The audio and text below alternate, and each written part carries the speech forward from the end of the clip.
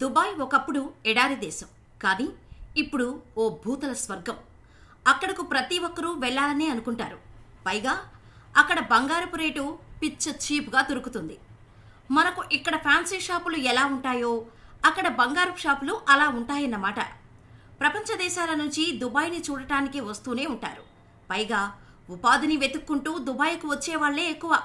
కానీ ఫ్లైట్ ఖర్చు ఎక్కువ అని, అందుకే అక్కడకు వెళ్ళలేకపోతున్నామని చాలామంది అంటుంటారు.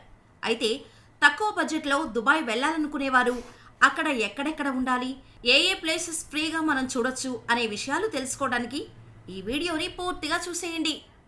హైదరాబాద్ నుంచి దుబాయ్కి డైరెక్ట్గా ఫ్లైట్స్ ఉంటాయి. ఇది చాలామందికి తెలుసు. తెలియని వాళ్ళ కోసమే ఇప్పుడు మళ్ళీ చెబుతున్నాం. ఇన్స్టెంట్గా కాకుండా ప్లాన్డ్గా ముందుగా బుక్ చేసుకుంటే కాస్ట్ అనేది కొంచెం తగ్గుతుంది. హైదరాబాద్ నుంచి దుబాయ్కి నార్మల్గా టికెట్ వచ్చేసి 8,000 ఉంటుంది. లేదా ముంబై నుంచి వెళ్ళాలనుకుంటే ఇంకా కాస్ట్ తక్కువగా ఉంటుంది. సుమారు 5,000కే టికెట్ వచ్చేస్తుంది. హైదరాబాద్ నుంచి ముంబైకి 1,500 రూపాయలు టికెట్ ప్రైస్. అంతకంటే తక్కువలో అక్కడికి వెళ్ళాలనుకుంటే ట్రైన్ స్లీపర్ క్లాస్ 450 రూపాయలతో అయిపోతుంది. కానీ జర్నీ టైం మాత్రం 14 గంటలు ఉంటుంది. ముంబై రైల్వే స్టేషన్ నుంచి ఎయిర్పోర్టుకు జస్ట్ 10 కిలోమీటర్లే ఉంటుంది. కానీ అక్కడ కొంచెం ట్రాఫిక్ ఎక్కువ ఉంటుంది కాబట్టి జాగ్రత్తగా ఉండాలి. దుబాయ్ని విజిట్ చేయడానికి మంచి టైం అంటే ఎక్కువ మంది చెప్పేది మాత్రం నవంబర్ నుంచి మార్చి వరకు అక్కడ వెదర్ బాగుంటుంది. అంటే ఎండలు కొంచెం తక్కువగా ఉంటాయి. అదే సమ్మర్లో అయితే మనకు ఇక్కడ ఉంటే ఎండలకు డబల్ ఉంటాయి దుబాయ్లో. సో సమ్మర్ టైంలో వెళ్తే అక్కడ అస్సలు బయట తిరగలేం. కాబట్టి దుబాయ్కి వెళ్ళాలని అనుకుంటే నవంబర్ నుంచి మార్చిలోపే వెళ్ళేలా ప్లాన్ చేసుకోండి. దుబాయ్కు వెళ్ళేందుకు వీసా ఎలా తీసుకోవాలంటే చాలా సింపుల్ ప్రాసెస్ ఇది. 4 రోజుల కంటే తక్కువగా దుబాయ్లో ఉండాలని అనుకుంటే 96 అవర్స్ వీసా అని ఉంటుంది. దాన్ని తీసుకోండి. దీని కాస్ట్ 4,500 రూపాయలు ఉంటుంది. లేదు 4 రోజులలో దుబాయ్ను ఎక్కడ చూస్తాం, చూడటానికి టైం సరిపోదు అనుకుంటే 14 రోజుల వీసా తీసుకోండి. దీని కాస్ట్ 6,500 రూపాయలు ఉంటుంది. వీసా ప్రాసెస్కు ఏమేమి ఇవ్వాలో అని భయపడకండి.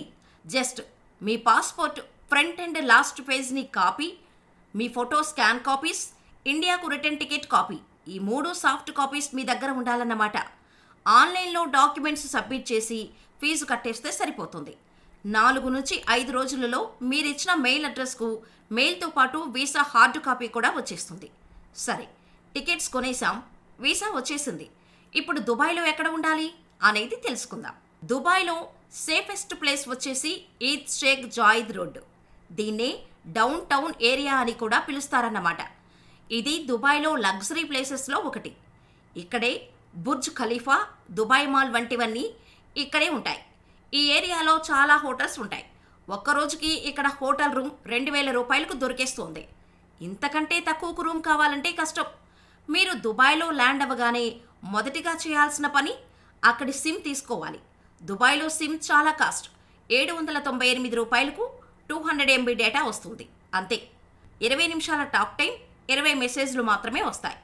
ఈ సిమ్ కార్డులు మీరు లోకల్గా తిరగటానికి, మ్యాప్స్ చూసుకోవటానికి చాలా హెల్ప్ అవుతుంది. అండ్ దీనివల్ల మీకు టైం అండ్ మనీ కూడా సేవ్ అవుతుంది. హోటల్స్లో వైఫై ఉంటుంది కాబట్టి రూమ్స్ దగ్గర వైఫైనే వాడండి. దుబాయ్లో లోకల్గా తిరగటానికి బెస్ట్ ఆప్షన్ ఈజ్ మెట్రో. మీరు ఎయిర్పోర్ట్లో దిగగానే సిమ్తో పాటు ఒక మెట్రో కార్డు కూడా తీసుకోండి. అక్కడ సిల్వర్ మెట్రో కార్డుని మాత్రమే తీసుకోండి. దీన్నే నల్ కార్డు అని కూడా అంటారు. దీని కాస్ట్ వచ్చేసి 450 రూపాయలు ఉంటుంది. కార్డు ఛార్జ్ 100 రూపాయలు తీసేస్తే మిగిలిన 350 రూపాయలు మీ కార్డులో ఉంటుంది. ఈ కార్డుని మెట్రోలలో, బస్సుల్లో, ట్రైన్స్లలో యూజ్ చేసుకోవచ్చు. ఈ కార్డును రీఛార్జ్ చేసుకోవచ్చు. ఏ మెట్రో స్టేషన్లోనైనా కార్డును రీఛార్జ్ చేసుకునేందుకు ఉంటుంది.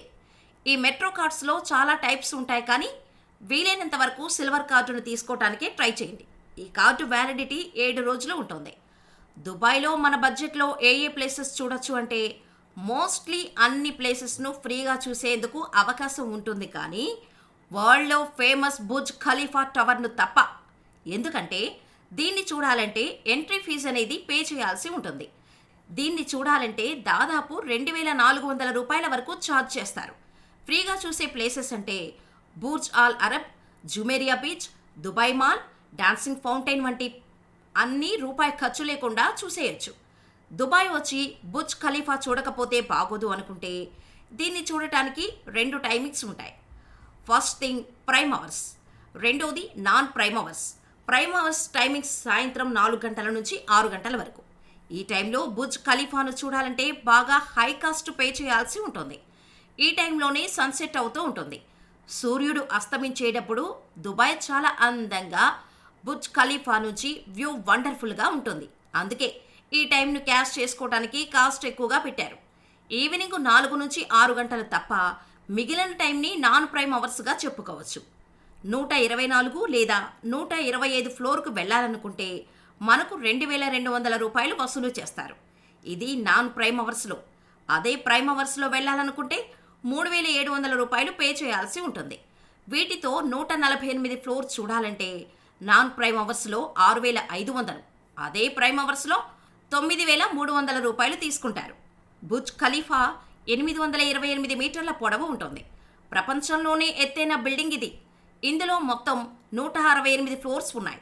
58 ఎలివేటర్స్ ఉన్నాయి. ఈ elevators per second 10 metres height వెళ్తాయి. 124 ఫ్లోర్కి వెళ్ళాలంటే ఒక్క నిమిషంలో వెళ్ళిపోతాయి.